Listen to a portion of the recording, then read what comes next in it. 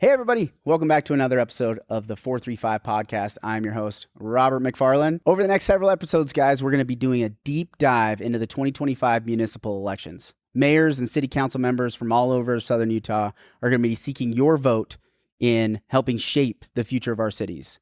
So this is the place that you're going to be able to get one-on-one conversations with all the candidates to help you make the best decision for you come election season. So please make sure you like and subscribe, share it with other voters throughout Washington County, and make sure they have the information they need to make the decisions that are going to be best for us in the county. We hope you enjoy this episode and this series of episodes, guys. We'll see you out there.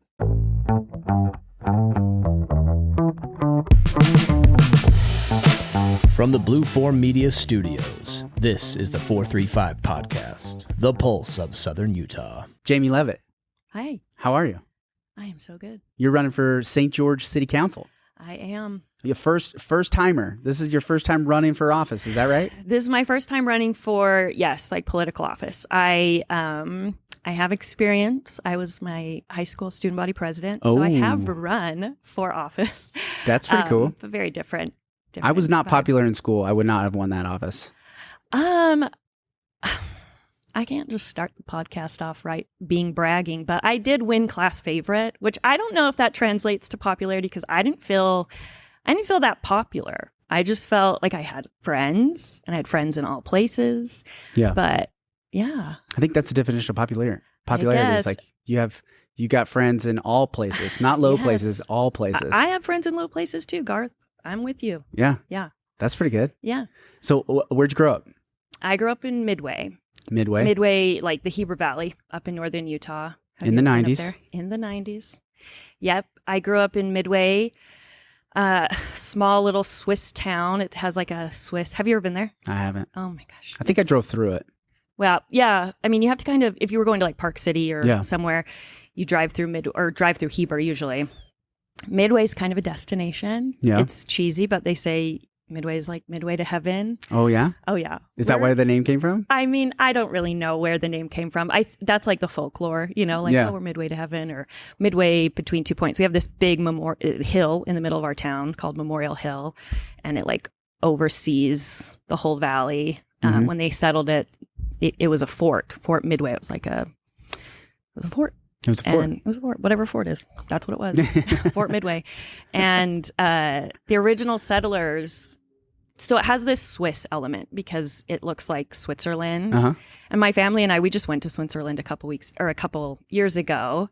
And it was true. Like there's aspects of kind of our Rocky Mountains, the Wasatch Front, especially on the Wasatch Back where I grew up, that look like Switzerland. And they have integrated that whole feel into Midway specifically. Like this is like a point of pride.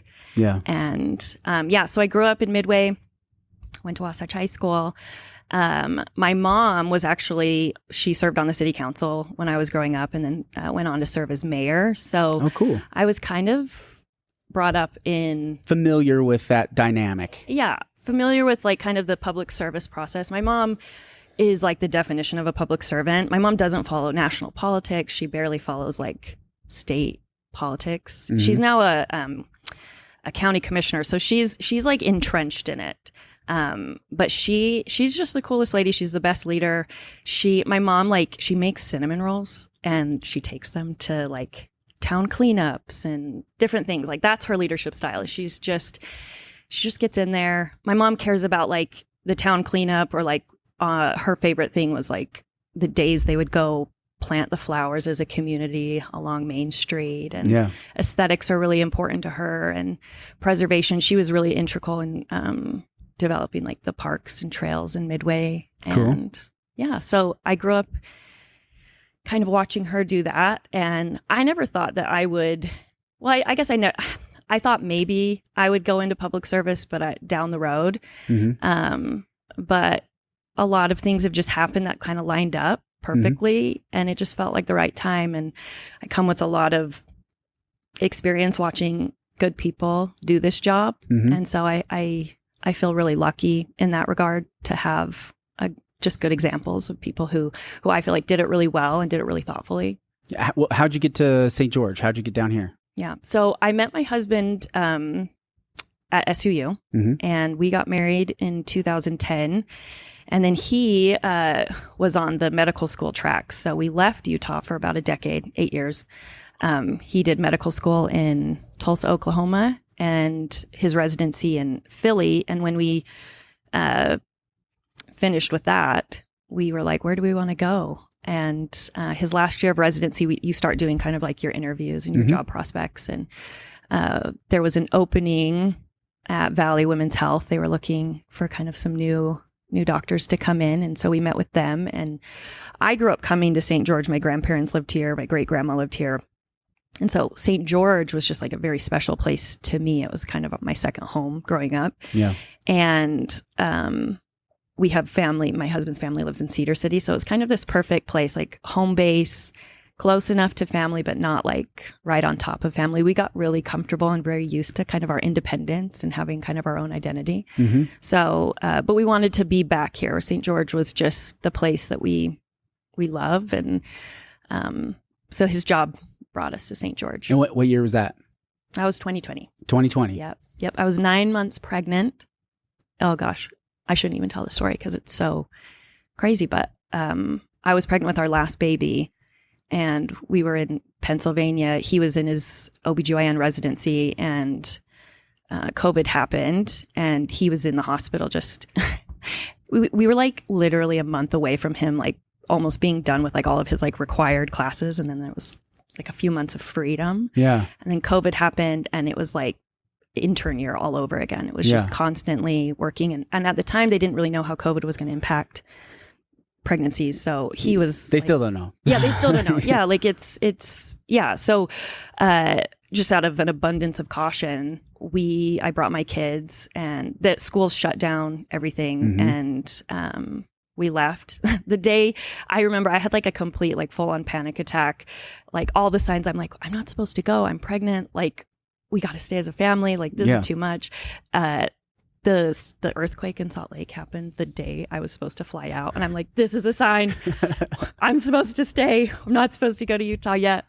But we did, and thinking it would be like, 2 to 3 weeks. And then that turned into kind of like, like when the signs were just like, this is very disruptive. Nothing's going back to the same. I kind of sprang into action. It was like, okay, well, we know we're going to be in St. George. I need to go find a house. And so we moved. I came down. Funny enough, I should not admit this on a podcast, but it was that day that Governor Herbert like issued like a warning, like if you are on the I-15 headed south, turn around now. Like, I was like, I can't. No, I can't. I'm here. I'm already on. I was like, I have a deadline. I have to find a house. So my sister and I drove down. We like looked for properties. We happened to find just kind of this perfect house that fit all the requirements. The people had listed it just barely. The realtor that I ended up using lived across the street. Just like so many just like things just fell into place. And anyways, we landed, and I wasn't even sure my husband was going to make it to the delivery of our fourth child because he was back east, COVID was a totally different animal. Yeah. And in Utah, it was like we were seeing some things, but it was just nothing compared. So he was working like, 15-hour days, just. So anyways, he came out, we had our baby, and that was 2020. We made it. Yeah. Settled in. He works now for... Yep, he works for Valley Women's Health. Valley Women's Health. Yeah, and that's a great practice, group practice.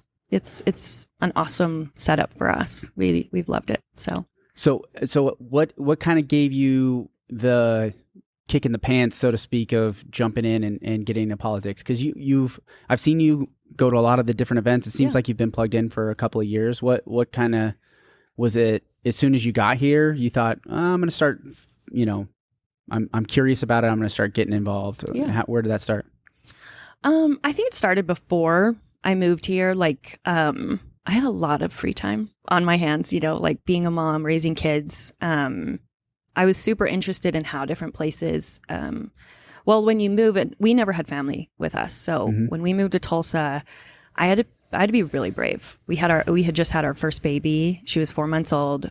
We bought a home, but we couldn't move into it when we first got there. So we lived in a hotel, like off the freeway for the first month while he started medical school. And I don't know. I'm like really proud of 2012, 2013 Jami, because she just was like, we're doing this. Like, we're going to we're just going to make this work. And we had a really great ward.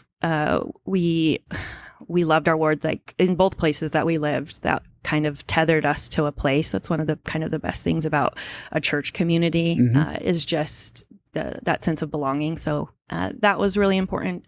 But politically, when we moved to Tulsa, it was kind of the first time I'd left Utah. I grew up in my hometown. My parents both grew up there. And all my family is up there. So I just very like familiarity is all I knew. And I was deeply curious. I'd gone away to college, so that was the first move. So I'd made a break, but when we moved there, it was just a totally different landscape. And it was a bigger city, not huge. Tulsa's like the perfect size city. I love that city so much. But there were some different things, and I talk about this like there were some very clear like lines of where people lived in the city, and prosperity. There was like a very clear section of town. East side, west side type stuff. Yeah, it was North Tulsa, South Tulsa. And actually, like, I don't know the numbers on this, but like there's literally a life expectancy difference from the people who live in North Tulsa to South Tulsa. And it's all based on resources and, a lot of deeper kind of policy things, right? Redlining, different things like that. And it's real stuff, people. It is, yeah. It's real stuff. We saw it. I mean, when we were looking for a house and trying to figure out where we wanted to be in Tulsa, because we had no reference. We knew where the medical school was, and it was downtown. It wasn't in like a seedy part of town. Having lived there, I was like, it was fine. But when coming from Utah, I was like, what is this place? You know? So we went and looked for a house, and we ended up in a great spot. But we just, so when we were figuring it out, we looked on Reddit. My husband looked on Reddit, which I don't know if that was the wisest choice. No, it's perfect. It's a great resource. It's so great. Just to kind of like, it's like, where should we go? And the comments were really interesting. They were very helpful, but they were very insightful. And at the time, I didn't know what I was reading, but it was like, whatever you do, avoid North Tulsa, avoid North Tulsa. I was like, okay, listening to the people with the internet, they know. So we avoided North Tulsa. And in hindsight, I look at that and I'm like, yeah, having lived there now, I'm like, that is such a Tulsa thing. And it's just this kind of entrenched divide that still exists. And I think it's getting better. I still kind of follow things, but I look at that. So that was like point number one, like, okay, history plays a role into this, like policy plays a role into culture and perspective. And how cities develop. Yeah. And kind of these long held beliefs, and how do you balance them? And at the time that we lived there was kind of this ongoing debate there. Not to get too into the weeds, but if you know anything about Tulsa, one of the most kind of historical significant moments in their history is the Tulsa Race Massacre that happened in the Greenwood part of town. It was heavily Black neighborhood. It was actually referred to as Black Wall Street. And I don't know all the specifics, but it was a pretty self-sufficient kind of Black community. They had their own banks, their own everything. And there's also a debate about like whether Oklahoma is like in the South. It's like, what is Oklahoma? But there was still there's some kind of racial divides there. And anyways, there was some conflict, and it started this entire kind of this massacre. Like there was a guy in an elevator who like the story is like made a pass at a white woman or did something, and it incited this violence, and it completely devastated the response. This white and Black community kind of had this conflict in it, and it decimated this Black community. And there's still remnants of this history, and it's super fascinating. And when we lived there, in the downtown area, there was a place called the Brady Arts District, and it was named after one of the kind of wealthier to do white members of the community. And so they were having this debate, like, should we have, just kind of this reconciling? This was 2012 to 2016. Like, should we reclaim some of this? Should we, and I don't remember all the specifics, but it was called the Brady Arts District, and it's still the Brady Arts District, but they found like a different Brady to name after. So it was like less, and I could be totally wrong on that. Someone with better. Somebody fact check us on that. Please fact check. But that it's was interesting. Yeah. Super interesting. So those seeds started to kind of like be planted in my brain, like what, all of this. And then when my husband got he matched, are you familiar with like medical school at all in the process? No. Okay. Not at all. So when you go to medical school, I can school, pretend really good though. I'm great at BSing. Yeah. I'm a king BSer. So when you're in medical school, you go through like the first 4 years of like school where you do like the clinical side and then the rotations. And then you have to do this thing called the match. And it works slightly different now. So, but when my husband was going through it, you went and like ranked all the residency programs, did interviews, spent a ton of money traveling, doing all these interviews. And then you ranked the programs that you liked the best from, my husband interviewed at 10, so like 1 through 10. And then it's called the scramble, it's like the match. There's like an algorithm. The programs rank all the physicians, and then based on what they need.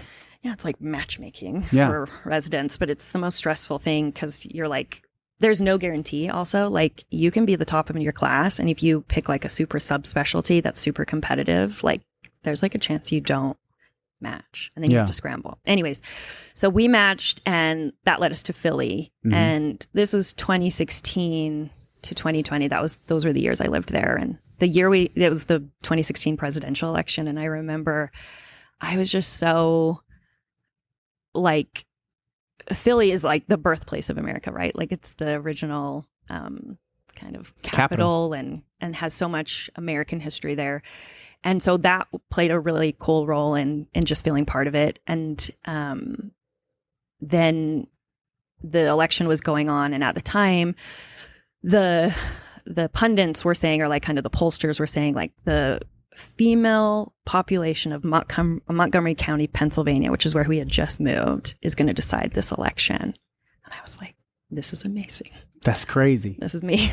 I'm deciding, I get to decide. It is me. Yeah. And anyways, I'm going to go to the Liberty Bell right now and touch it. We did all kinds of stuff like that. Philly is such a cool city. But anyways, so for those 4 years, I just was like, Philly was just the front row. There was so much going on, all the political. Yeah, we're close to DC, we're close to New York, and you're in the mix. You're in the mix. So we just saw, and then my husband's job, he worked at a hospital in North Philadelphia, which is it's kind of more, it's a rougher part of the city, has more impoverished. Seedy. And well, just impoverished. There's a lot of tough parts of Philly. Yeah, these days. and we saw, it's kind of the opioid crisis was going on, and there's a whole neighborhood that the fentanyl crisis, like just all of it. There's we lived outside of that. We lived in just Cheltenham Township was where we lived, and it was like the first suburb you came to outside the city boundaries. So there was a little separation, but my husband would have to drive into the city. And our ward building, this was also crazy. Like the first Sunday that we went to our ward building, you pull up and it looks like a regular, like a church, like a Mormon LDS building in Utah, but like on Broad Street in Pennsylvania, Philadelphia. And there's like bars on the window. There's bars like blocking the parking lot, and I was like, what is going on here? We walk in and it feels like Provo. You're like, oh, this is, my favorite part of that ward though, great, amazing people. Like just, I loved them so much. But there was like a Taco Bell next door, and people would bring Taco Bell into the foyer. I'm like, this is a policy that we should adopt. Like Taco Bell, the church, like just, it's a match. Yeah. So anyways, that's pretty funny. The environment, that's all of that to say is just, so that kind of ignited the whole, moms of politics. You have some understanding of it. I I think that election plugged a lot of the millennial generation. Totally. Which I don't know if are you millennial? You're still millennial. Yeah. You're like right on the edge. Yeah. You're like the youngest. I think I'm millennial. like core millennial. Like I'm not you're quite core. elder Yeah, millennial. Right. Yeah, I'm like old. 87. I was like old millennial, like 86, 85, 86 is like the edge. Just anyway, regular old millennial. so like firing up like that population, that election was huge for that. So that kind of ignited it for you. Yeah, it did. And just being involved, watching the process, it was like the first time it's like, why does it work this way? And there were a lot of challenges in that, right? Like a lot of disruption and doing things differently, and living in more of like a progressive city and kind of seeing some of the policies of that city, and also how it just interplayed with kind of the broader political mood of the country was just very eye-opening. And when we knew we wanted to come back to Utah, but there was a part of me that's like, I lived a very sheltered life in Utah. It was very homogenous. Everybody kind of in my hometown was pretty, there was not a lot of diversity. It was, there were aspects of that are just very homey, just like everybody thinks the same, does the same. At least that was my perception. I don't think that was the reality, but when you're a kid, you're like, everybody goes to church, everybody, my friends, I had friends that I met in kindergarten that I'm still friends with today, that we all still have ties to the Heber Valley. And I'm learning as I like grow and meet more people that like I had a very unusual upbringing that way, just very guarded. And anyway, so there was that conflict when we decided, it was like, do we want to go back to Utah, or like have we learned, do we want to go back to Oklahoma? We had invested a lot of time in all these places with all these people. And ultimately it was like a family choice. It was like, no, we miss being near family. We miss the structural kind of layered support that is so unique to this. Takes a village, raise a family. And Utah does it really, really well. We nail it. We nail it. Yeah. Like there's problems obviously, but we're really good at community, and we're really good at family, and we wanted that. So what do you think, I'm going to get into the questions here. What is the proper role of government in the municipality? What do you think its function is at the city level? Yeah. Well, I think at its most basic form, city government sets policy, oversees the budget, and then takes kind of the priorities of the city and implements them. I think it's this bottom up approach. That's what I think of when I think of city government. It's like, it's the closest to the people. It's, it's something that affects our day-to-day lives. And I think, all decisions being made should be kind of applied to that broadly. Just like, is this the best interest for our community, what we want? And as we craft policy, does it reflect those values and those priorities? Yeah. Okay. Now thinking of how leadership is influenced into that role in the context of public service, what's a personal experience to help shape that leadership, and how do you view leadership in that public service role? Yeah. As you think of, and maybe what are some experiences in life that have kind of helped shape your leadership style? And that's a great question. Well, I mentioned my mom. My mom really was like a great example of kind of a public servant. I touched on that already, and just watching how she interacted with people. And so my mom she's a hairstylist, or she's recently retired, but she had a hair salon in our backyard. And so I grew up in this hair salon, listening to people like come through. And my mom's she's not like a gossiper, but like it's the nature of the business. Like you just know a lot of things. People, it's like therapy, they divulge a lot of stuff. And so they're stuck in the chair. You can't move. And then you can just ask them all the questions and exactly just keep the conversation going. And she had a great clientele. Like my principal of our elementary was one of her clients, nice. And so I'd be annoying in there and just, like listening and talking to these people. I got really comfortable talking to just like she had pretty prominent people who were her clients. But they didn't, when they were in the chair, they were just like, that's Doug Hardy, like that's my friend's dad, he happens to be my principal, but he's Doug when he's at my house. Yeah. And so I got really comfortable in that setting, just like being around people.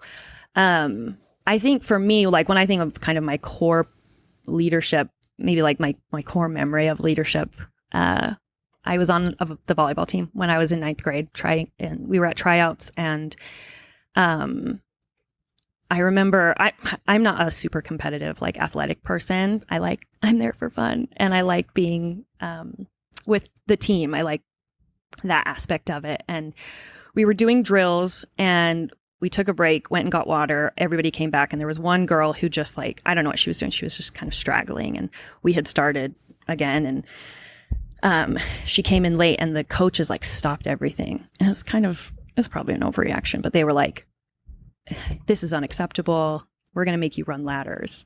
And so they had us sit, like, on the bleachers, and they made her start running ladders by herself. And I was sitting on the front row, and I was like, this makes me so uncomfortable. So I instinctively, I was like, I have to get up and run with her, because this is painful to watch. And so I did. And I don't know what sparked that. It was just, like, instinctual. I was like, you need to do this. So I got up, started running them with her. And then slowly, everybody else, I don't know if they were just like, well, this is awkward. Jami's now running. That other girl, And so everybody just started running. And it, like, turned into this, like, remember the Titans moment.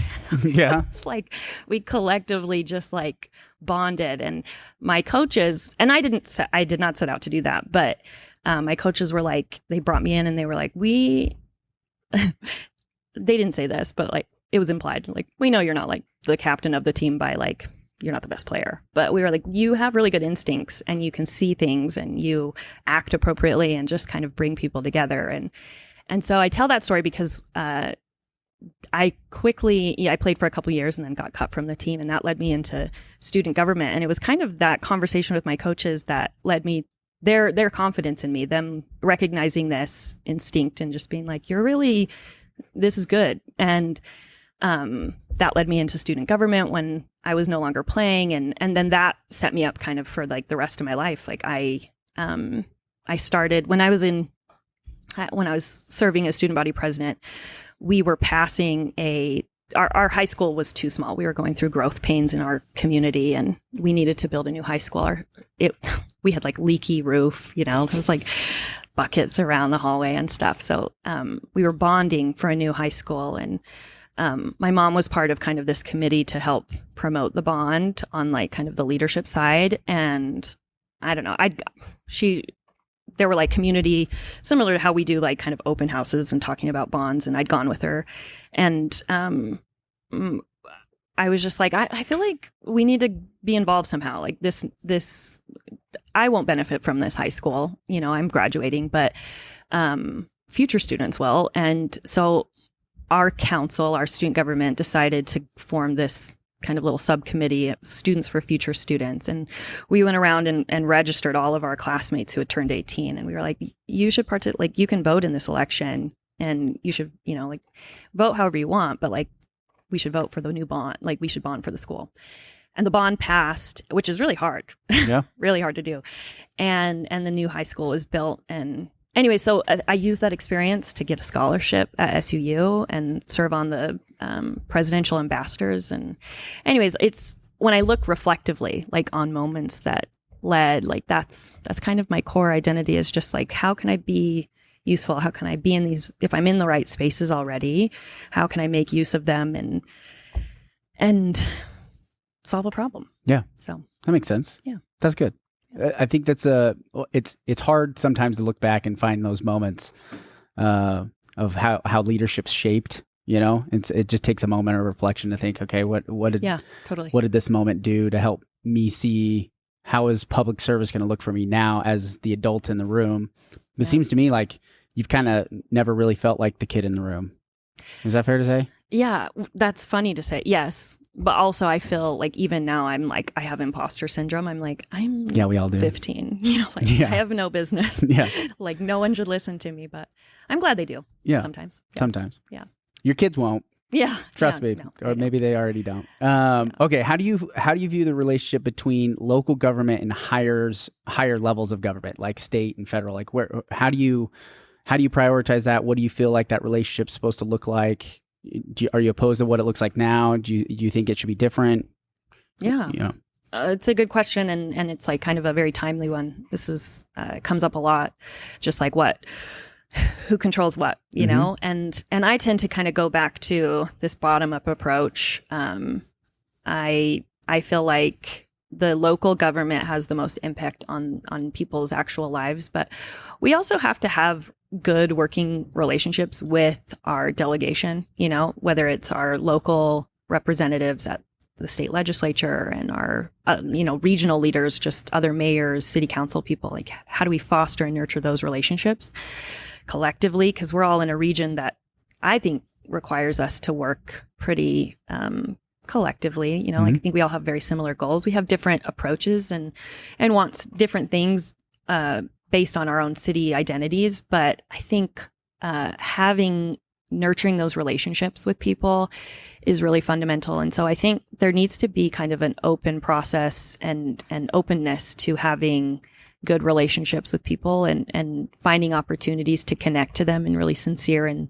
genuine ways. And I think I've done that kind of not by accident. I mean, I'll just intentionally, just like being in places and being brave enough to raise your hand or being brave enough to volunteer for someone's campaign and be like, I like what you're doing. How can I be helpful to you? And for me, it's opened a lot of doors, just kind of naturally and organically. And I think when people see your sincere work ethic and know that you're there to work and you're there to help them, then there's some reciprocity there that's really valuable. And I think that naturally that has come pretty easily to me. I don't put a lot of like forethought into it. A lot of the time it's like, I have all this like energy that it's like, I've got these opinions and I need to do something with them. And it's like, you know, it's maybe sounds cheesy, but like service is kind of the easiest way to do that. It's like, I need to get this out of me, like put me to work. Do something. You need someone to take your headshots. I'll do it. You know, like I'll make a reel for you. That's a good use of my time. I'm doom scrolling anyways. Like, I know the trending audio. I know, like bringing some of these pieces together so you can be helpful. And I think that's how I've formed relationships with the people that I've connected with at these different levels of government. And yeah. Do you think, along those lines, do you think that we get to a point where there's too much centralization? There's too much collaboration? Do you see, should cities be more self-sustainable, or is that one of those like ideals that's just not reality? Yeah, that's a really good question. Centralization. Because I think we're in this era of transition. Tell me a little bit more what you mean by that. So like, I think of, this was a few years ago. This was actually probably during COVID when I had this thought is like, this is the 21st century, all this technology, all this ability to have experts. You have the internet, you have experts at the tips of your fingers, especially St. George. We have all these resources. Why are we so reliant on outside influence and outside economies, right? Whether it's the state or federal or this state or that state, like is there a world where St. George could self-sustain itself, right? Like if we thought out, could we provide our own food for ourselves and not rely on having to import food? Like, can we get out of being a food desert? If we as a community were like, hey, we're gonna be like the pioneers where we just had to deal with what we had right here, right now, and then all of a sudden, over decades as technology advanced, we got less reliant on ourselves and more reliant on things that are outside of our control. And I thought, man, it seems like we could make our own power. We can do our own water. We can, get our own food. We can handle our own like I in my mind, I had this like idea, like with technology and like actual political will and will of the community, like, could we just be St. George and not have to like be answering to all these outside influences? Do you think we've potentially gone too far? Do you see a benefit in being more self-sustaining at the city level versus having to rely on these other relationships up at the state or at the federal level? Maybe how do you look at that? Yeah. I don't know that I have like an adequate. This is a great question. I really like it. I think there's like an interplay between self-reliance and how do you balance that with the negative effects of like isolation. So like with centralization, I think if you look broadly, like globally, like countries that are super isolated, are they self-sufficient? I don't know. Like a lot of their there's a lot of problems with countries that operate that way. So I think there's something to be said for self-reliance and self-sufficiency that doesn't have to mean isolation. Like, I think I like what you're saying, just like, how can we integrate these systems that make us less dependent on higher levels or other systems? I think as we evolve, we should be able to stand on our own. Like, we should look for sources of resiliency and like a word I keep thinking about lately, and I don't know if it applies here, maybe I'll go off on a tangent, but like this like regenerative thing, like how can we like regenerate, and like the processes we make, like how can they be useful long term and kind of like be outputting good things constantly. You know, how can we build systems like that, whether it's housing or food, you know, like things like that. Like, how can we, water, you know, just like how can we figure out these sources so that we're building more self-sufficiency. But at the end of the day too, we're an interconnected place. Like, I think people love to travel. I think they love to go different places. And when you leave the city boundaries, you know, like you're now operating in different systems and you know, I think back on my experiences living in other places and some of the gripes I had about the continuity of governmental processes, like the DMV in every state works so different, you know? Yeah. And like each state, and it's like, maybe that's a good function. It was kind of annoying to me. Like on some things, I'm like, I kind of just wish this worked how I'm used to it. Yeah. And then there were other, you know, like I can't think of like an example right at the moment, but like other times where I was like, this is actually a way better system. Yeah. Or, you know, like I was thinking about the layout of Tulsa the other day and just how the major streets run like north to south, and there's, oh gosh, I really should have prepared my Tulsa knowledge on this, but there's like 7 major like thoroughfares that go through the city, minus like all the interstate and different things. But along those lines, like that's where like all the commercial is. And then in between, you've got like, I don't know how many blocks, 10, 20 blocks in between the big roads. It's kind of like New York City. Yeah. New York's like that. And then you have like your residential. Like, food's on this street. Yeah. Shopping's on this street. Food and shopping. Yeah. And commerce. Houses are in between. Yeah. Houses are in between. And then there's like small roads and different, every street kind of had like, you saw like socioeconomic like differences, like along Riverside, went along the Arkansas River. Like that was kind of the like beautiful. Bougie. Yeah. Like a little bougie, but a little more like open space, the parks. Now there's this amazing park called the Gathering Place. It finished after we moved. We've been back once, and it's literally the coolest park in the world. In the whole world? In the whole world, the Gathering Place. It's very cool. But like Utica was like the bougie place and had tall canopies, and like, Tulsa was like a oil town, hub, like Gilded Age. Like you saw all these like estates and stuff. And then as you got further east, you know, like there were different, you know, smaller homes and kind of apartments. And then as I'm assuming, just as you sprawl, you know, like then you get out to like the suburbs and the newer stuff and all of your commerce like that. And I don't know that that's a better system, but it's like a system that I think like when you're laying out a city, I'm like, that worked really cool. And like running north to south, you had different, like every like 20 blocks, you know, like every city, just like I think the natural infill of a city development wise, like it had its own flavor and personality. Yeah. And I think of that interplay and just how that kind of stuff naturally happens. And I'm sure it didn't naturally happen. I'm sure there was some thoughtful planning strategy in that.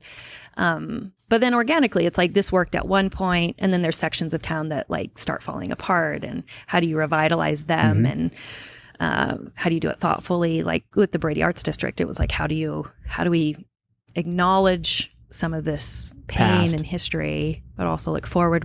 This is still a functioning city. We want this to be a centralized hub for people. It makes sense. It's in our downtown. It's the arts district. People.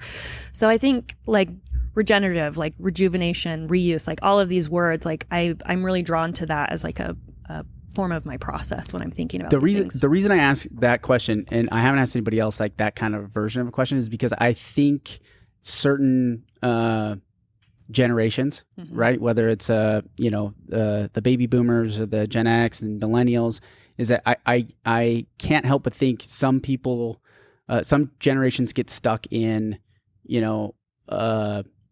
this is how things were done. And so how do we rethink stuff? And I'm hoping as time goes on, we can start to rethink, okay, how do we look forward in the future?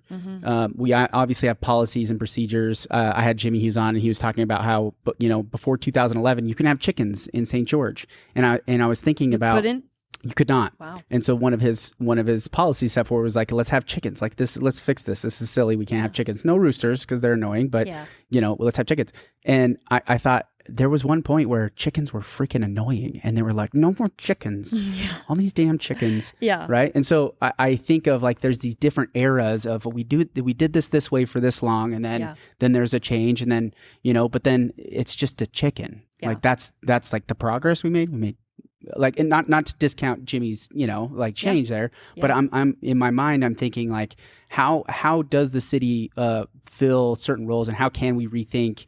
How do we keep the republic, the Constitution intact, and then also rethink how do we envision a city as it grows, right? And so that's why I asked the question. I know it's it's a cool question. I think these are like very applicable questions to how people think, and like, why do we have, or why was that ever taken away? Like, I think understanding the origin of them is sometimes helpful, but like, is this working anymore? Like, I think there's something to be said about just like being honest about like what's currently going. Is this working? We have all access to this new technology, and we have access to more people and different things, and different influences are affecting the city. And I don't know if this is like at the heart of your question, but I know it's important to a lot of voters, is like, I think people are okay with growth and change. Not all people, but like some, they're the majority, I think. The majority. Yeah. Like, but there's a hesitation to be like, but like, what does that change look like? What does that, what does growth look like, and how do there's like things that make this place so special. It's clearly that's why we're having the problems that we're having. It's a byproduct of doing things really well and making yourself attractive. The city is highly attractive to people who want to live here and people who want to travel here and make it a destination. And build businesses here too now. Businesses. Yeah. Like huge, like good businesses, SkyWest and RAM and IHC, like a Costco, like all these places, they've discovered us, and they want to be part of it. And I think there's an acknowledgement that leadership and that we all need to do, and reassuring our parents and our grandparents that like, look, we love what you created. We love what you built. We value it. It's why we wanted to come back. It's why we're here.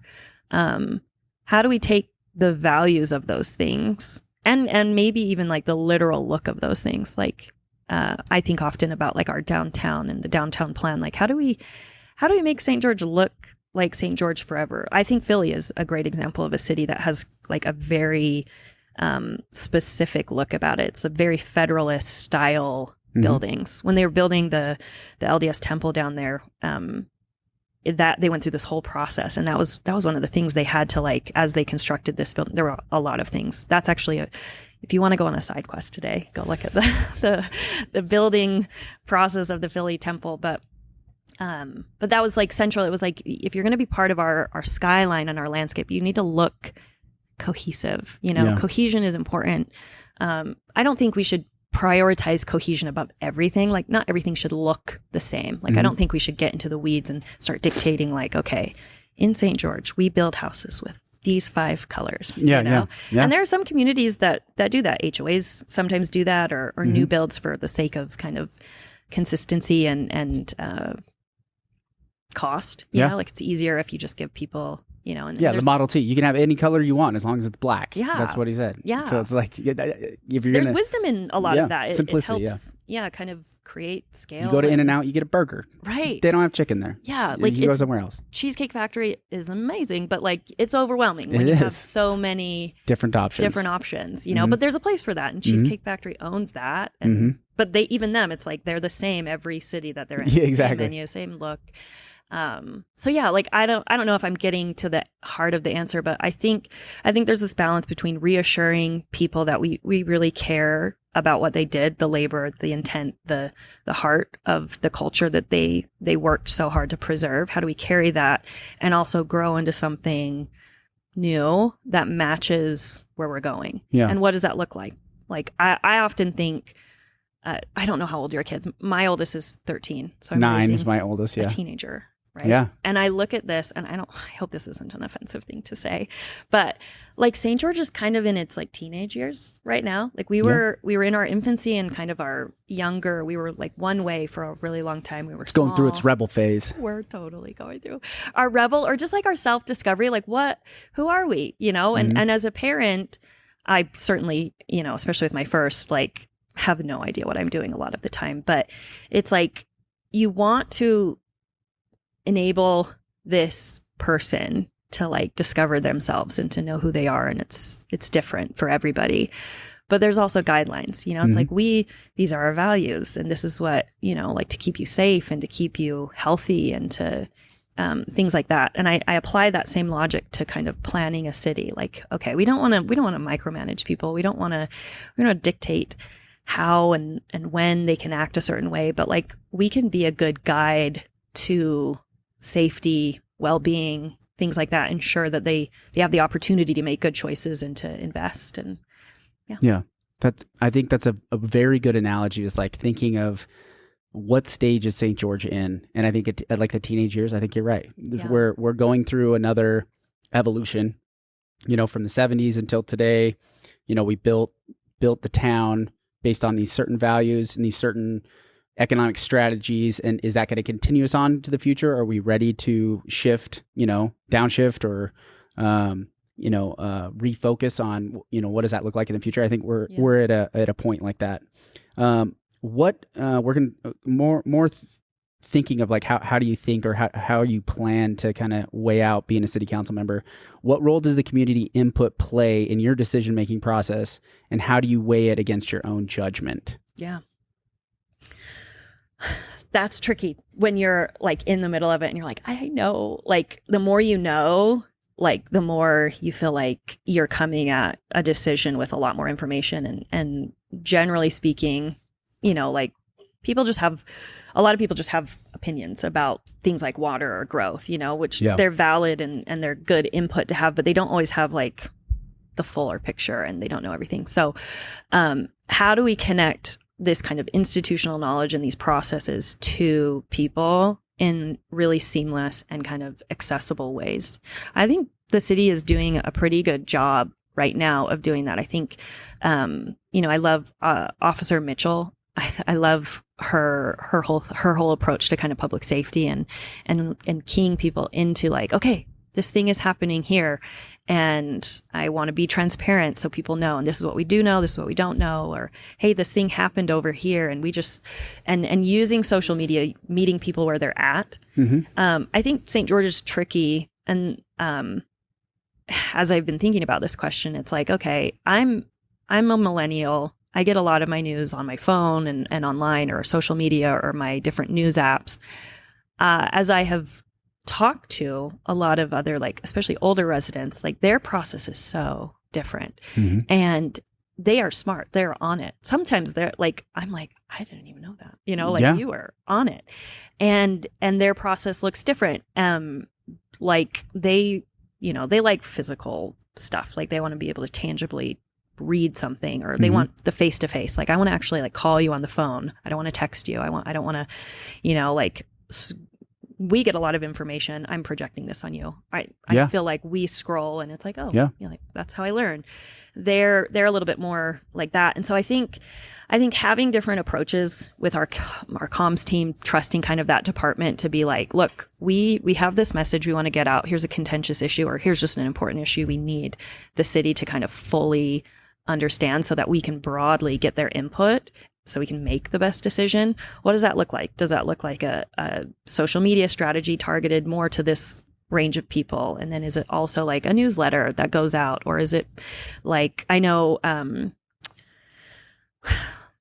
when they send like your property tax Mhm. stuff, like they'll include different things, like explanations Mhm. of why. And I think that kind of stuff, just like having a layered approach to communication is really helpful in meeting your transparency goals. I don't think it's perfect yet, No, for sure not. Our website, like I'm glad it's updated. I think it's still like a little clunky, even finding, like there's a lot of pages and anyways. Well, it's interesting. And to this point, it's interesting. We've transitioned from, it wasn't the government's job to like tell you everything. It was the media and the citizens' job to like go plug in, right? It required this like, hey, we have these things we're gonna release in the newspaper. We have this process of like disseminating out information, posting signs, public notice, but it required a dual engagement. And somewhere along the line, it's broken.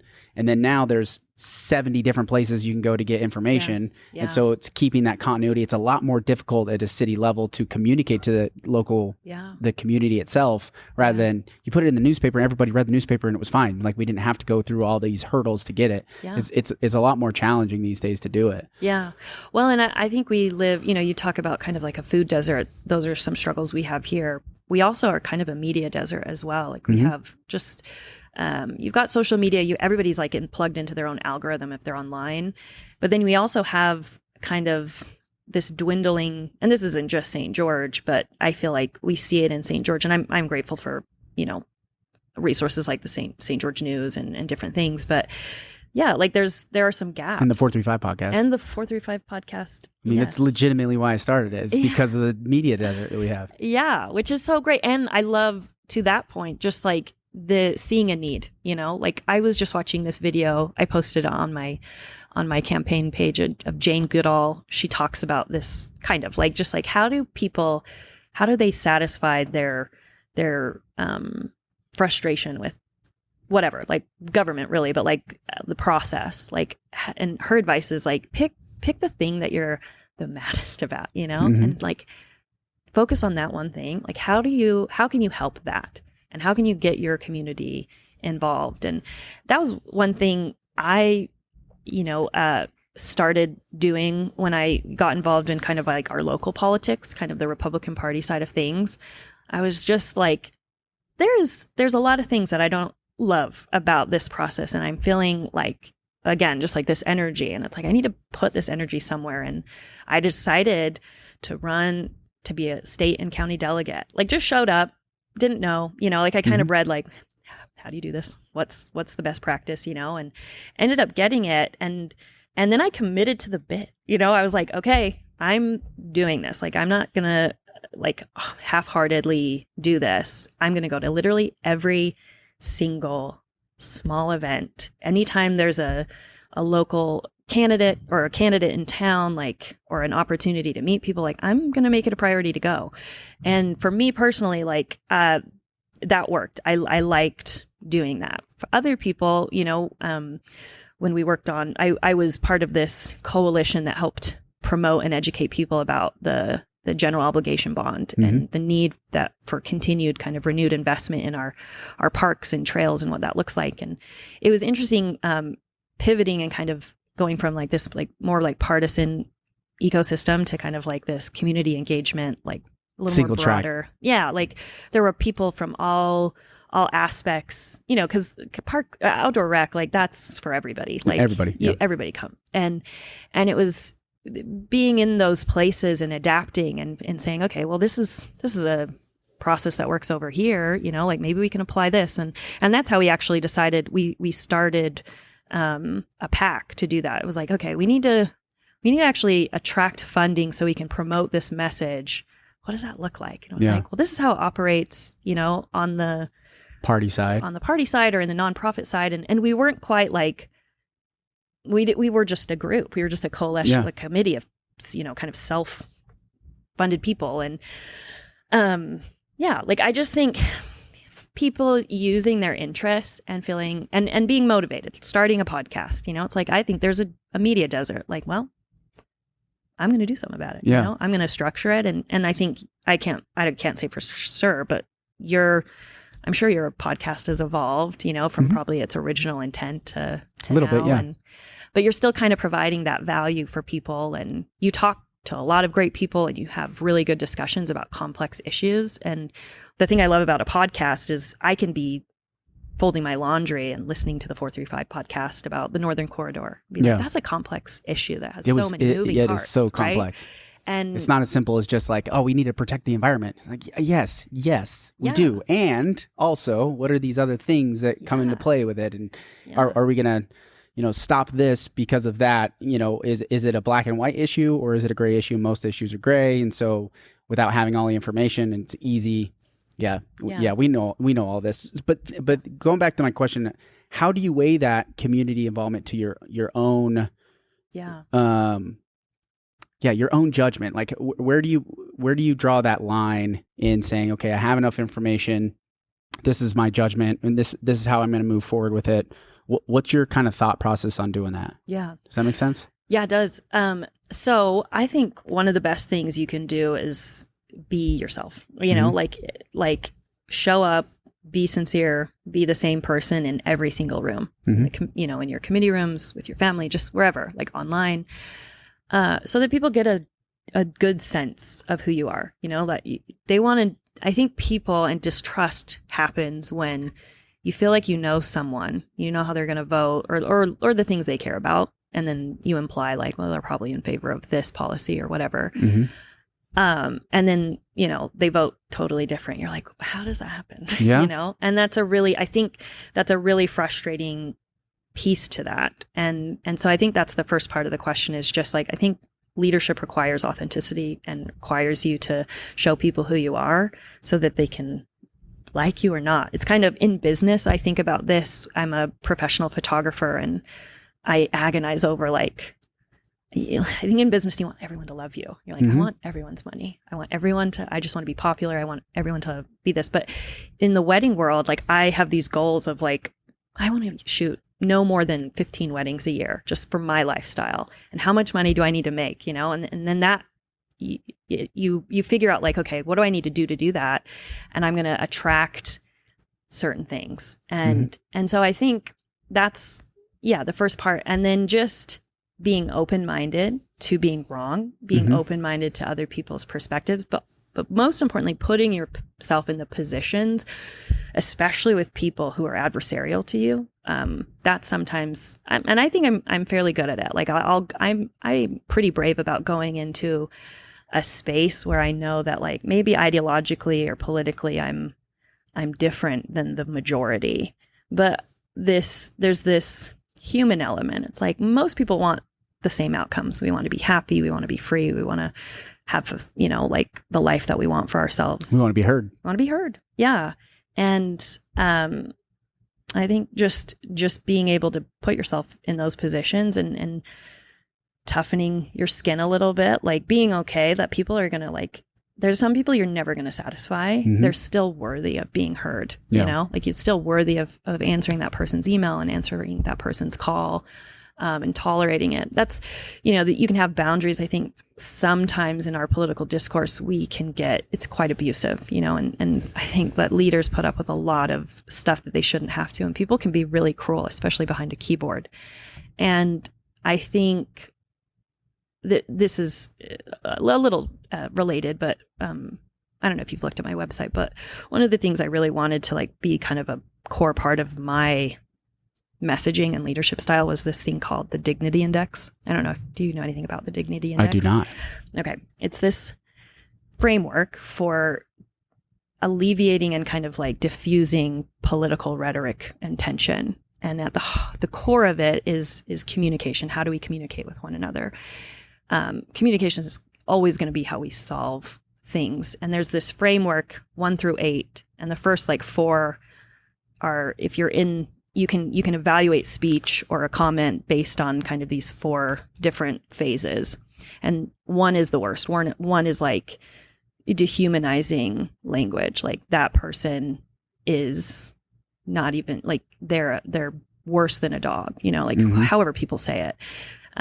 People are much meaner than that online, but it's completely dehumanizing versus a 10 is like, I see the humanity in you. and that matters. And I want this to be something we can find, and we don't agree. We vote differently. But like, I value you because you're a human being and you're a part of my community and you matter.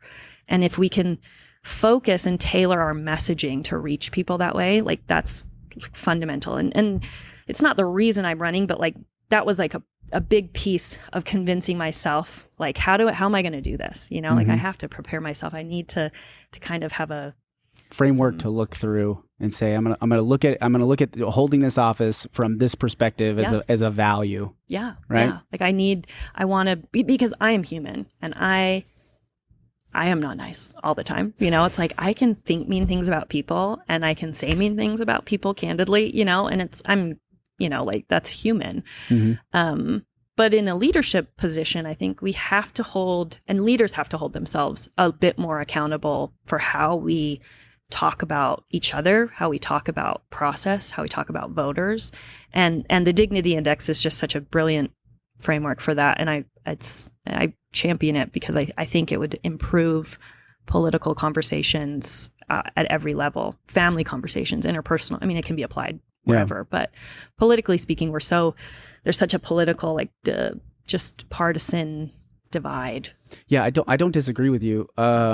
I think it's a really good framework to look through as an individual. And I also, just the cynic in me thinks, oh man, it's like this ideal where it's an intellectual way of looking about things. And then we realize that, oh man, it goes back to this, but the mob, like it's the representative democracy. It's the idea that there's this appeal to a lower common denominator, unfortunately, that we've relegated ourselves to. That's really tough to navigate through. Yeah, because it's not always the most effective way. Like the smartest way isn't always the most effective way, right?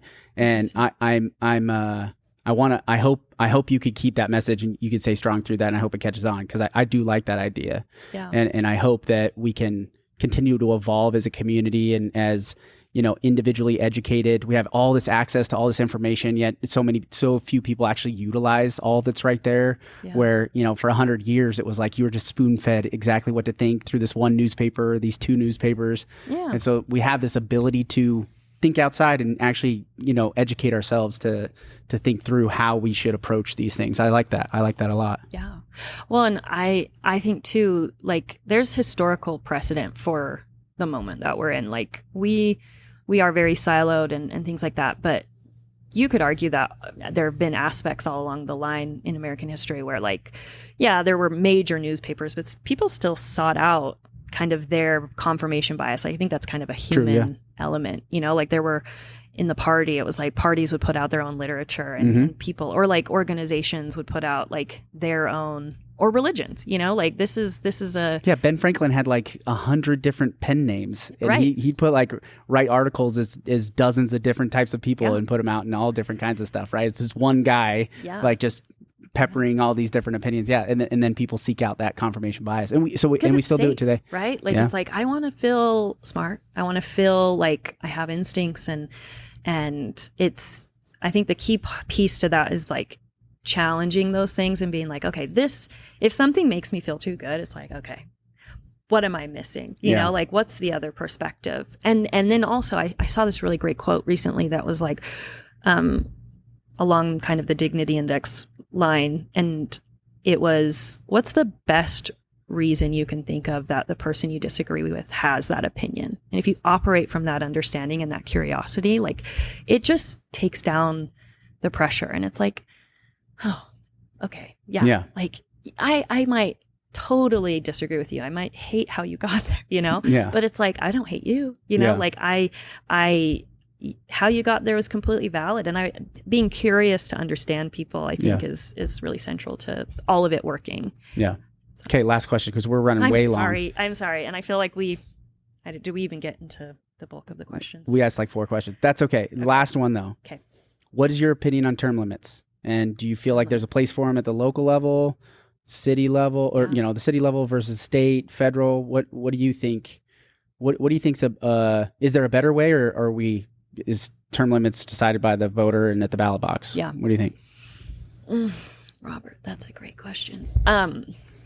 I was raised by like a Reagan loving Republican who's just always like, term limits are the answer, you know, or like going back to the gold standard is the answer. Maybe, you know, that's how I think about term limits. Like maybe, I don't know. Like I think we often want to look for this like magic silver bullet. Like if we can just be like money out of politics, like that, we need to take that.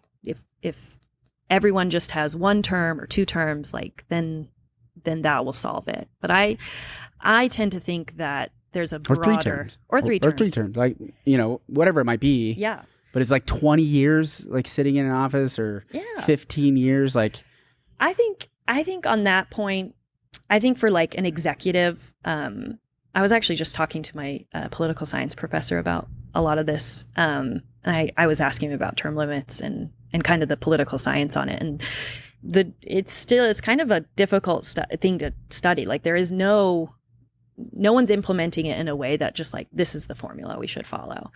But what he said except the president.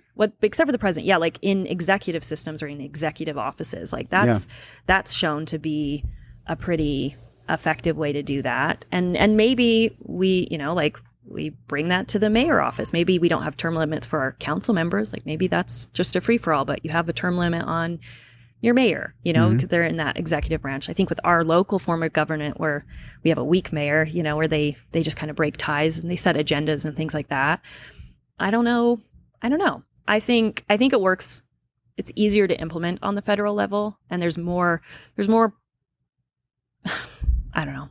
Maybe this is like a debatable thing, but it seems like there's more power there. And so there's more checks that we need to do to make sure that there can't be this abuse of power. But abuse of power can happen anywhere. And I think that's at the core conversation of term limits is people don't feel heard. People feel like people get into office, they have these legacy names, they have this institution behind them, and then it's just, they're in forever, and it doesn't matter what the people want.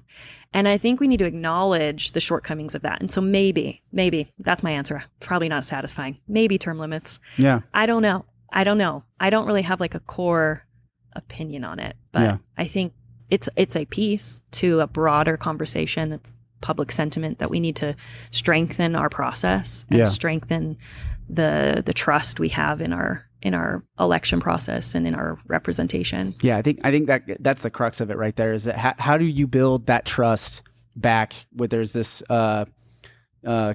declining trust in government and declining trust in that they're actually looking out for our well-being. And this is mostly at the federal level. It's less so at the city level. There's some aspects of it, and depending different timelines and things like that, different issues that are coming up. But that's the main thing as I'm thinking through is like, how do you build that trust back into government, is to say that this system is one that is regenerative, that keeps functioning in a healthy way, that doesn't get bogged down into this status quo of, hey, this is the way we've always done it, and because I have an 80% chance of winning just because I was already in there, I'm gonna keep going. So that's my thought process, and I just want people to start thinking about let's have an actual opinion on it, because I think so many people are like, I kind of have an opinion, and what does that actually look like? What are the residuals? Like, let's keep investigating. Like, let's keep looking at it. Yeah. And anyway, that's my thought. That's a good thought. Where can people find, you already mentioned your website, where can they find out more about you? Yeah, so I have a website, Vote Jami Leavitt, and Jami, my mom made it really hard for me, is Jami.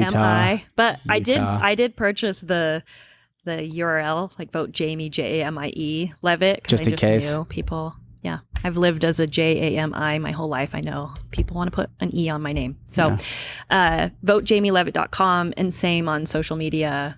And that's kind of, I'm trying to post pretty frequently and creating content that's addressing questions and issues, top issues. So, cool. Yeah.